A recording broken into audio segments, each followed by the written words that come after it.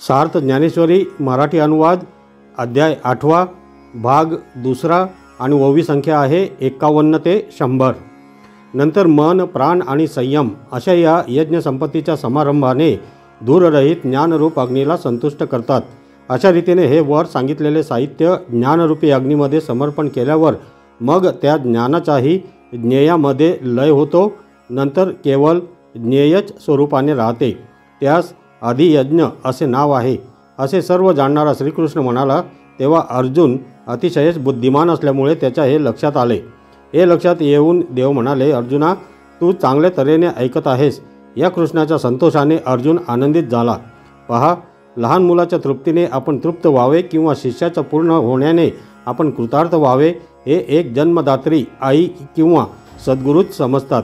म्हणून अष्टसात्विक भावांचा समुदाय अर्जुनाच्या अगोदर श्रीकृष्णांच्या अंगी माविनासा झाला, परंतु देवाने आपल्या बुद्धीने तो सावरून नंतर सुख हेच कोणी पिकलेले फळ, त्याचा सुवास अथवा थंड अशा अमृताची लाट त्याप्रमाणे मृदू व सरळ असे भाषण केले।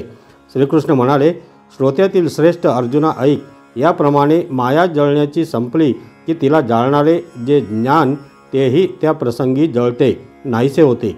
मरणाच्या वेळी जो केवळ माझे स्मरण करीत शरीराचा त्याग करतो तो मत्स्वरूप पावतो, अशाविषयी संशय नाही।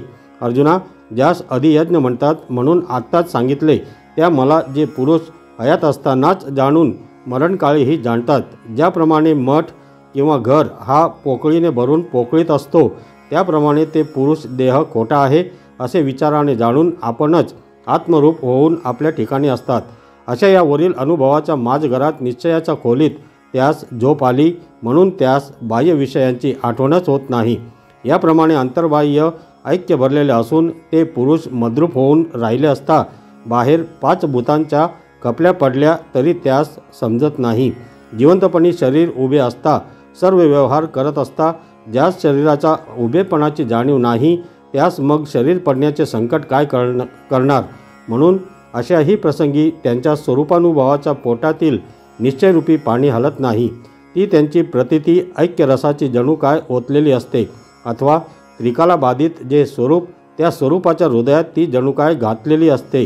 त्यांची प्रतीती ऐक्यता रूपी समुद्रात जणू काय धुतलेली असते, त्यामुळे ती मळत नाही। खोल पाण्यात घट बुडाला असता तो आत बाहेर पाण्यानेच भरलेला असतो, नंतर दैववशात पाण्यात असतानाच जर फुटला तर त्या घटात असलेले पाणी फुटते काय? अथवा सर्पाने कात टाकली, अगर एखाद्याने उकडते म्हणून वस्त्र टाकले तर असे करण्यात अवयवांमध्ये काही मोडतोड झाली का? सांग बरे।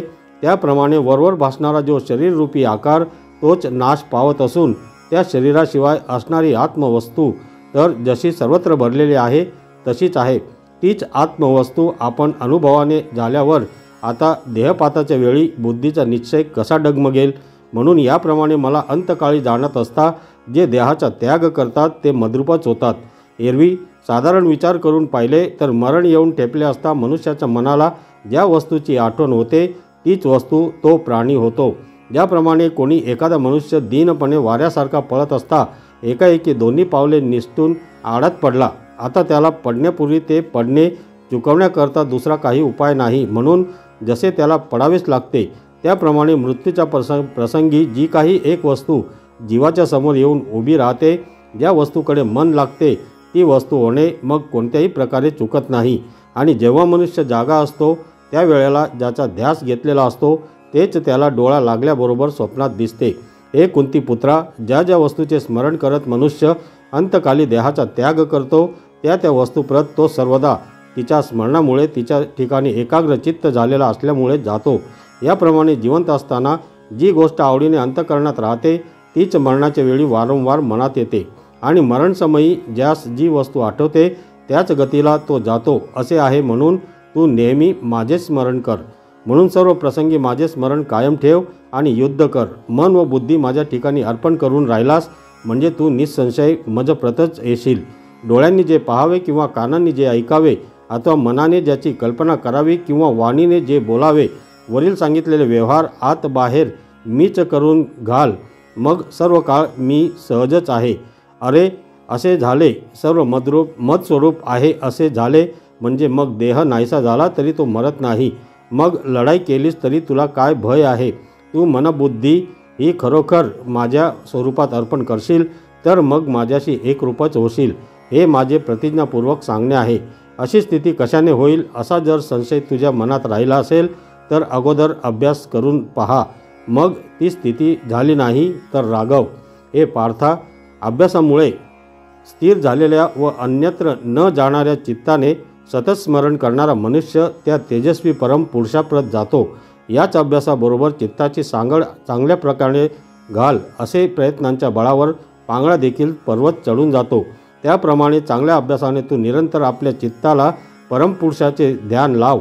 असे झाल्यावर मग शरीर राहो अथवा जाओ, अनेक गतीस पावणाऱ्या चित्ताने एकदा आत्म्यास वरले, मग देह आहे किंवा गेला याची आठवण कोणी ठेवायची? नदीच्या ओघाने गोगो करीत समुद्राच्या पाण्यास मिसळलेले जे पाणी ते मागे काय चालले आहे म्हणून पाण्याकरता परत येते काय? नाही, तर ते समुद्रच होऊन राहिले. त्याप्रमाणे ते चित्तच चिद्रूप बनल्यावर मग त्या ठिकाणी जन्ममरणाचा क्षीण सहजच राहिला, कारण ते चैतन्य एकरस व आनंद आहे. सर्वज्ञ, पुरातन, विश्वाचा नियंता, अणुपेक्षा सुद्धा लहान, सर्व स्थूल सूक्ष्म जगाचा आश्रय, ज्याचे स्वरूप कल्पनेला अगोचर आहे असा, सूर्याप्रमाणे प्रकाशरूप असे ज्याचे स्वरूप आहे असा, अज्ञानरूप अंधकाराच्या पलीकडे असलेला जो परमपुरुष, त्याचे जो खालील प्रकारे सतत स्मरण करतो, ज्याचे अस्तित्व आकाराशिवाय आहे व जे जन्ममृत्यूरहित असून जे सर्वच असल्यामुळे सर्वपणाने पाहते, जे आकाशाहून पुरातन आहे व जे परमाणूपेक्षाही लहान असून ज्याच्या सान्निध्याने विश्वाची हालचाल होते, जे या सर्वांना प्रसवते व ज्याच्या योगाने सर्व असते, तर्क ज्याला भीतो, असे जे कल्पनेच्या पलीकडचे आहे. पहा, विस्तवास जशी वाळवी लागत नाही, ज्या स्वरूप प्रकाशाच्या ठिकाणी अज्ञानरूप अंधाराचा लागत नाही, त्याचप्रमाणे जो स्वभावतः ज्ञानप्रकाशाचा दिवस असूनही स्थूल दृष्टीला अंधार आहे, जो स्वरूप दिवस अज्ञानांना अंधाराप्रमाणे असतो, तोच स्वरूप दिवस ज्ञानांना कसा असतो हे या ओवीत सांगतात. जे चैतन्य स्वच्छ सूर्यरूपी कणांचा ढीग आहे, जे ज्ञानवानांना नित्य अपरोक्ष आहे व ज्या चैतन्यरूप दिवसाला अस्तमानाचे आडनावसुद्धा नाही, जेथे अस्त होत नाही, म्हणजे जो मरणसमयी एकाग्र मनाने, भक्तीने व योगबलाने युक्त होत असतो.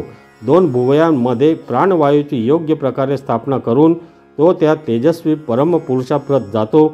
मरणकाळ प्राप्त झाला असताना स्थिर अंतकरणाने काहीच व्यंग नसलेल्या ब्रह्माला जो जाणून स्मरतो, बाहेर पद्मासन घालून उत्तरेकडे तोंड करून बसून योगाचे सुख, कर्मयोगाच्या आचरणाने प्राप्त झालेल्या समाधानाचे सुख अंतकरणात साठवून आत मन एकाग्र झाल्याने व आत्मस्वरूप प्राप्तीच्या प्रेमाने आपल्या ठिकाणी आपण समारंभाने मिळण्याकरता स्वाधीन झालेल्या अष्टांग योगाने सुषुम्ना नाडीच्या मध्यम मार्गाने अग्निस्थानापासून ब्रह्मरंध्रास जाण्यास जो प्राण निघतो, जेथे प्राणवायू मूर्धी आकाशात प्रवेश करतो, तेथे प्राणांचा आणि चित्ताचा वरवर संबंध झालेला दिसतो.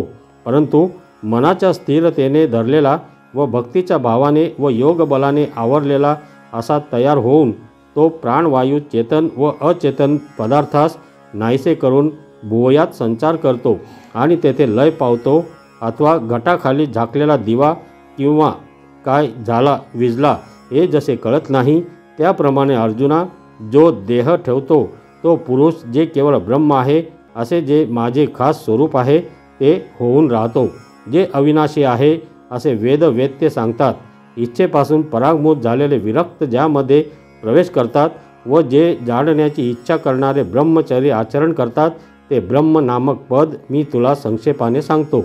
जे ज्ञान संपूर्ण ज्ञानाचा शेवट आहे, त्या ज्ञानाची जे केवळ खाणच आहे, त्या ब्रह्मज्ञानाच्या बुद्धीने ज्यास अविनाशी असे म्हणतात. तर मंडळी, पुढील तिसऱ्या भागासाठी पुढील व्हिडिओ जरूर पहा. धन्यवाद.